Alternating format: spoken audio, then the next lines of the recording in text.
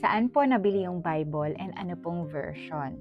So, mga mi, ito yung Bible na sinasabi ni Sis, and this is my personal Bible that you can actually be very creative with this one. And yung version po niya ay NLT.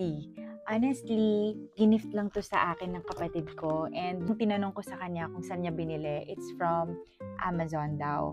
So, nakakita ako dito sa TikTok ng mga creative Bible na katulad nito, and gusto ko siyang i-share sa inyo, kaya ililink ko dyan sa may description box or sa yellow basket natin para mas easy sa inyo.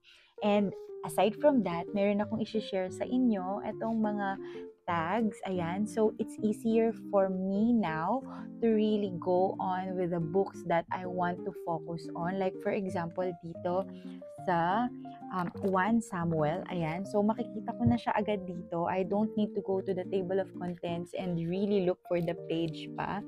So, I'm just gonna go ahead and check the 1 Samuel here, and then, voila, nandito na ako dun sa Book of Samuel na gusto kong i-focus. So, if gusto nyo din ito, sobrang mura lang nito. Bagay na bagay siya sa color ng aking Bible. Alam ko meron pa silang ibang colors na available.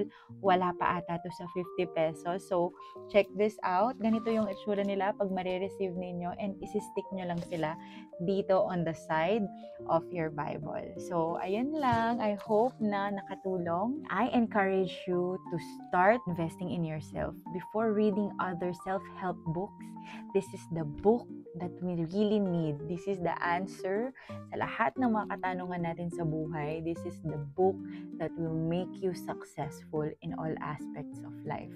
Kaya kung may mga pinagdadaanan kayong problema sa relationship, sa finances, spiritual growth, sa leadership, lahat na nandito po ang sikreto.